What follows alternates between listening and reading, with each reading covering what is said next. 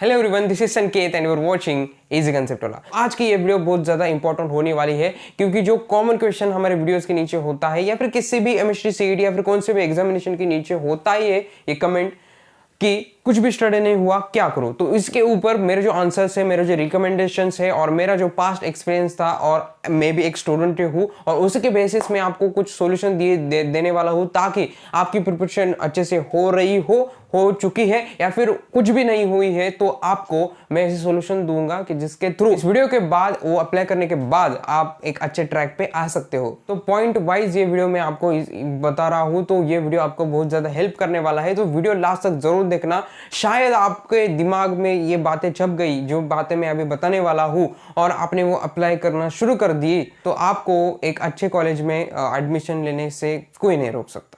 लेकिन उसके पहले एक इंपॉर्टेंट अपॉर्चुनिटी के बारे में भी आपको यहाँ पे बता दूं कि अनअकैडमी पे आपको कौन से भी सब्सक्रिप्शन पे 20% डिस्काउंट मिल सकता है, मिल भी रहा है, लेकिन वो बहुत ही लिमिटेड टाइम ऑफर है। 2 फरवरी 2022 तक ही ये ऑफर जो है वो वैलिड है, उसके बाद ये ऑफर नहीं होगी। तो जल्दी से जल्दी इस ऑफर का फायदा उठाइए। जो हमारा कोड है EC10, ये कोड आप यहाँ पे यूज कर सकते हो, उसके बाद आपको डिस्काउंट मिल जाएगा। लेकिन ये लिमिटेड टाइम ऑफर है तो उसका जरूर यहाँ पे फायदा उठाना। और साथ में ही अनअकैडमी प्रोडिजी इवेंट जो कि 23 जनवरी 29 जनवरी को भी हो गया और आगे 6 फरवरी 13 फरवरी को होने वाला है। इसमें सबसे बड़ी बात यह है कि ये इंडिया का सबसे बड़ा बिगेस्ट स्कॉलरशिप इवेंट टेस्ट है और 20 लाख का कॉलेज ग्रांट आपको इसमें मिलेगा और आपकी प्रिपरेशन कितने लेवल पे है वो भी आपको इस टेस्ट से समझ में आने वाला है। और उसके साथ में जो बड़े बड़े प्राइजेस है, मैकबुक, आईफोन, ऐसे प्राइजेस भी और साथ में स्कॉलरशिप यहाँ पे आप जीत सकते हो। कुछ ना कुछ आप इस प्रोडिजी इवेंट से जीतने ही वाले हो, बस बाकी है आपकी पार्टिसिपेट करने की। इवेंट का जो शेड्यूल है वो आप यहाँ पे स्क्रीन पे देख सकते हो और उसी के साथ में अपकमिंग बैचेस भी अनअकैडमी पे आ रहे हैं जो कि है early enthuse 3.0 batch for JEE main और जेई एडवांस 2023 और उसी के साथ में MCQ crash course 2.0 batch for JEE main 2022। ये दोनों भी बैचेस है वो हिंदी में होने वाली है। 2 फरवरी 2022 से ही स्टार्ट होने वाली है और इंडिया के जो टॉप एजुकेटर्स है वो आपको यहाँ पे पढ़ा रहे होंगे। इस वीडियो का आज का जो टॉपिक है बैकलॉग, ये भी एक छोटा सा टॉपिक है इस वीडियो में, वो बैकलॉग भी इस अनअकैडमी के बैचेस में कवर होने वाले हैं। तो सारे कुछ जो डिटेल्स है और लिंक्स है वो मैंने डिस्क्रिप्शन बॉक्स में दी हुई है, तो जरूर आपका जो रजिस्ट्रेशन है, एनरोलमेंट है, वो जल्दी से जल्दी कंप्लीट कीजिए और जो 20% डिस्काउंट दिया जा रहा है उसका भी फायदा उठाइए। लिमिटेड टाइम ऑफर है। तो आपका जो क्वेश्चन होता है कुछ भी स्टडी नहीं हुआ, तो इसका रीजन मैं आपको बताता हूं। ये सिंपल ओवर थिंकिंग है, बाकी कुछ नहीं है। आपके हाथ में कई सारा टाइम यहाँ पे अवेलेबल है बट आपको वो समझ में नहीं आ रहा। जब आपके हाथ में अभी 4-5 महीने का अभी समय है तब भी आप ऐसे ही कहने वाले हो और जब आपके हाथ में 1 मंथ बाकी होगा तब भी आप ऐसे ही करने वाले हो क्योंकि आप फंसे हुए हो एक कंसेप्ट के बीच में जो कि है ओवर थिंकिंग, जो कि नॉर्मल है, सबको होती है, बट उससे जो बाहर निकल के आता है वो सक्सेसफुल होता है। तो सॉल्यूशन मैं आपको बताने वाला हूं, लेकिन उसके पहले दो कंसेप्ट आपको यहाँ पे बताता हूँ या फिर दो जो सीक्रेट्स या फिर कुछ भी कहो, फैक्ट कहो, जिसके थ्रू जो टॉपर्स बनते हैं, सक्सेसफुल पीपल भी बनते हैं, वो है स्टडी करने की, कौन से भी एग्जाम क्रैक करने की, वो है कंसिस्टेंसी और प्रैक्टिस। कंसिस्टेंसी मतलब ये है कि आपको जो आपका स्टडी है वो हर रोज करना है।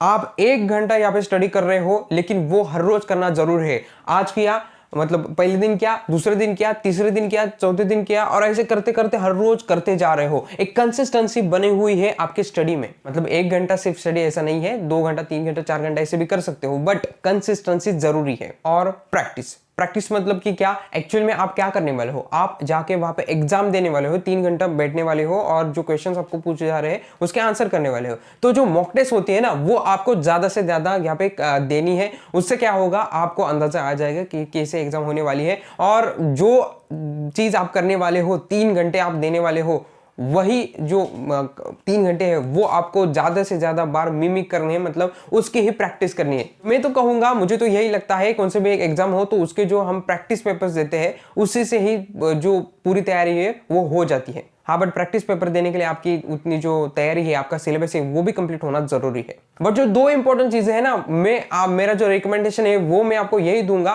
कि कंसिस्टेंसी और प्रैक्टिस। कंसिस्टेंसी में 2 बातें इंपॉर्टेंट है जो कि है एक रूटीन फॉलो करना पड़ेगा और दूसरी है सेल्फ स्टडी। आपका कौन सा भी कॉलेज हो, आपको कौन सा भी ट्यूशन, आपको कौन से भी बैच हो, लेकिन आपका जो खुद का सेल्फ स्टडी है, खुद से करते हो, खुद से समझ के लेते हो, वो करना जरूरी है। ओके, रूटीन फॉलो मतलब कि क्या, जैसे मैंने अभी बताया कि हर रोज करते जाना है और एक रूटीन रहना चाहिए। आप एक जगह पे बैठ के, वही जगह पे बैठ के स्टडी कर रहे हो, उसी समय पे कर रहे हो, और ऐसी जो बातें रहती है कि जो रूटीन में आता है, रूटीन उसमें कुछ भी ब्रेक नहीं हो रहा, कंसिस्टेंटली होते जा रहा है, वो रूटीन आपको फॉलो करना है। प्रॉपर गाइडेंस भी जरूरी है।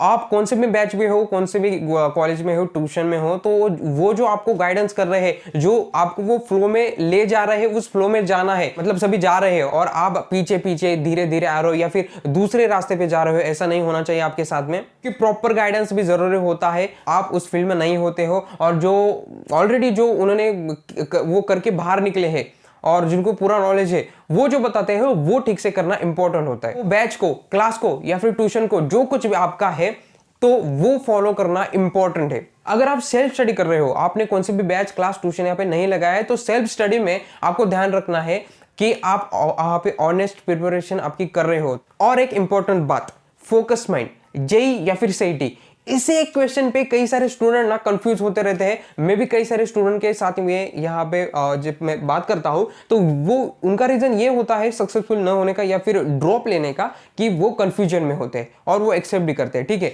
तो कंफ्यूजन में नहीं रहना है कि हम जेई दे रहे हैं या फिर सीईटी दे रहे हैं, कौन से एग्जाम पे फोकस कर रहे हैं। तो इसके ऊपर मैं आपको एक सोल्यूशन देता हूँ। देखो, जितने भी टॉपर स्टूडेंट के पास मैं पहुंचा, उनके साथ बात की, तो बात ये निकल के आई कि वो एक एग्जाम पे ऊपर पूरी तरीके से फोकस्ड रहते हैं।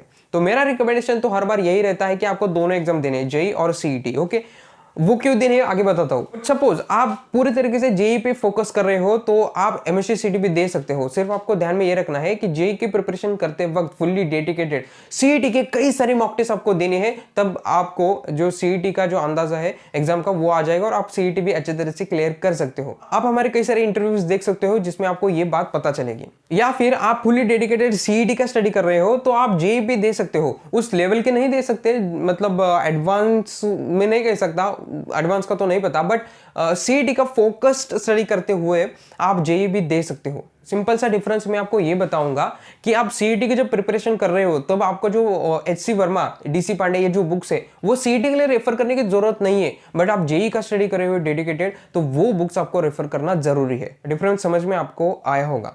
तो बात, मेन जो पॉइंट है मेरा ये है कि अगर आप कंफ्यूजन में हो कि मुझे कौन से एग्जाम पे डेडिकेटेडली फोकस करना है, तो यहाँ पे चांसेस है कि आपको ये क्वेश्चन आ रहा है या फिर आप इस टेंशन में हो कि मेरा कुछ भी स्टडी नहीं हो रहा। तो फोकस माइंड रखो और उसी के ऊपर आप उस ट्रैक पे चलते रहो।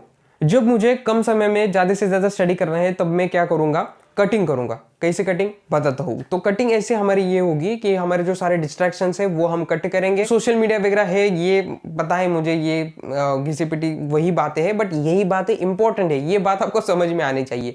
तो जो फोन है हमारा, उससे थोड़ा सा बाजू को रहो। और जो YouTube है आपका, YouTube पे भी हमारे कई सारे बैचेस होते हैं, अच्छे बैचेस हैं, तो उनमें आप एनरोल्ड हो, तो सिर्फ उसी के लिए फोन आपका जो है वो यूज करना और ज्यादा वहां पे डिस्ट्रैक्ट मत होना। और अनवांटेड जो आपके गोल्स है ना, कि जिस पर आप पढ़ाई करते हुए भी फोकस कर रहे हो, जो कि इतनी कुछ इंपॉर्टेंट नहीं है, उनको भी कट कर दो। कुछ भी स्टडी नहीं हुआ, इसका और एक रीजन ये होता है कि बैकलॉग। आपके जो पिछले जो कंसेप्ट है या फिर पिछले जो चैप्टर्स है या फिर पिछला जो पूरा एक स्टैंडर्ड था, 11th स्टैंडर्ड का हो, तो वो पूरी तरीके से आपका बैकलॉग है। आपको वो जो कंसेप्ट है वो वीक है या फिर स्टडी ही नहीं किया, ऐसा होगा। तो ये भी एक रीजन हो सकता है कि आपको बहुत ज्यादा टेंशन आ रहा है और कब स्टडी नहीं हो रहा। तो इसके ऊपर सोल्यूशन आपको मैं ये बताऊंगा कि करंट आपका जो स्टडी चल रहा है वो करते रहिए, और कुछ आपको डिफिकल्टी आ रही है तो वो जो पीछे हुआ था उसे आप देख सकते हो, वो कंसेप्ट क्लियर कर सकते हो। या फिर पूरी तरीके से जो करंट स्टडी चल रहा है उसके साथ में धीरे धीरे कंसिस्टेंटली वो भी स्टडी आप जो पीछे बैकलॉग में हुआ है रहा था आपका, वो कंप्लीट कर सकते हैं। बैकलॉग के बारे में यही एक सोल्यूशन है कि ओवर थिंकिंग नहीं करना है। Stop over thinking, start working. अब जितना भी टाइम आपके हाथ में बचा हुआ है ना, मैं तो कहूंगा, मैं ये जो वीडियो है वो 1 फरवरी को बना रहा हूं, तो आपके हाथ में 4-5 महीने या फिर उससे भी ज्यादा टाइम सीईटी के लिए आपके हाथ में होगा। तो जितना टाइम आपके हाथ में बचा हुआ है और जितना सिलेबस आपका बाकी है, उसे ध्यान में रखते हुए कंसिस्टेंटली वो हर रोज कंप्लीट करते जाइए। आपके जो बैचेस या फिर कुछ ट्यूशन क्लासेस चल रहे हैं उनकी वहाँ पे जो फैकल्टीज है उनकी मदद लीजिए, लेकिन कंसिस्टेंटली प्लान कीजिए कि इतने दिन में मुझे इतना जो हमारा सिलेबस है या फिर इतने जो कंसेप्ट है वो मुझे क्लियर करने हैं, और हर रोज करते जाइए। आप थोड़े दिन ये करते रहोगे ना, मतलब 7 दिन या फिर 15 दिन 20 दिन ऐसे कंसिस्टेंटली स्टडी करते रहोगे तो आपको समझ में आएगा कि मैं एक्चुअल में क्या कह रहा हूँ। और जो प्लानिंग कर रहे हो वो आपको खुद को ही करनी है, क्योंकि इतने हजारों स्टूडेंट्स अभी ये वीडियो देखेंगे, तो आपका जैसा प्लानिंग होगा उसे अकॉर्डिंग आपका जो सर्कमस्टेंसेस होंगे उसी अनुसार आप ही आपका जो खुद का अच्छा सा प्लान है वो कर सकते हो। और आपके इस प्लानिंग में आपको प्रैक्टिस भी करनी है, ये ध्यान में रखिए, क्योंकि हमारा जो 2 कंसेप्ट है, हमारे जो 2 फैक्ट्स है, कंसिस्टेंसी एंड प्रैक्टिस, तो प्रैक्टिस भी आपको प्लान में लेनी है। कब आपको मॉक टेस्ट स्टार्ट करने हैं, कब आपको जो एमसीक्यूज है सॉल्व करते रहने हैं, वो भी इसमें इंक्लूड कीजिए आपकी प्लानिंग में। तो कंक्लूजन यही है कि हर रोज पढ़ाई करते रहनी है कंसिस्टेंटली और उसकी प्रैक्टिस भी करनी है। कंसिस्टेंसी से आपकी ओवर थिंकिंग कम हो जाएगी और आपका जो कॉन्फिडेंस है वो बढ़ जाएगा। कॉन्फिडेंस बढ़ने से आप ज़्यादा से ज़्यादा प्रैक्टिस कर पाओगे, ज़्यादा से ज़्यादा प्रैक्टिस हो जाएगी तो आपकी जो एग्ज़ाम है वो आप अच्छी तरीके से वहाँ पे कंप्लीट करके क्लियर करके बाहर आओगे। एग्जाम कॉन्फिडेंटली दोगे तो अच्छे से अच्छे कॉलेज में आपका एडमिशन हो जाएगा, क्योंकि अल्टीमेटली हम यहाँ पे थिंकिंग करेंगे, सोचेंगे तो ये एमएसटी सीईटी ये एंट्रेंस एग्जाम है। आपको किसी एक कॉलेज में इंजीनियरिंग के हो, एग्रीकल्चर के हो, फार्मेसी के हो, वहां पे आपको एडमिशन चाहिए। अल्टीमेट जो गोल आपका है किसी एक कॉलेज में एडमिशन लेना अच्छे के अच्छे, जैसे कि हम ड्रीम रखते हैं सीयूईपी वीजीटीआई का, तो वहां पे आपको एडमिशन मिल जाएगा। तो ठीक है, ये वीडियो बना रहा हूँ 1 फरवरी 2022 को। अगर इस वीडियो से किसी को फायदा हो रहा है और आगे 4-5 महीने तक आपके एग्जाम होने तक आप ये सारी बातें अप्लाई करते हो, तो उन 4-5 महीने के बाद या फिर जितना भी समय है उस वक्त के बाद इसी वीडियो पे आइए और नीचे कमेंट में लिखिए कि ये वीडियो देखा हुआ था और सभी बातें हमने अप्लाई कर दी, कंसिस्टेंसी प्रैक्टिस की और चेंजेस हमें दिखाई दिए हैं। तो ठीक है दोस्तों, ये जो वीडियो बनाने का मेरा जो मकसद था वो कंप्लीट हुआ होगा और आपको इससे कुछ वैल्यू एडेड हो चुकी होगी, आई होप। तो मिलते हैं अगले वीडियो में ऐसे इंफॉर्मेटिव वीडियो के साथ में आपके लिए। Start and just do it. Very all the best.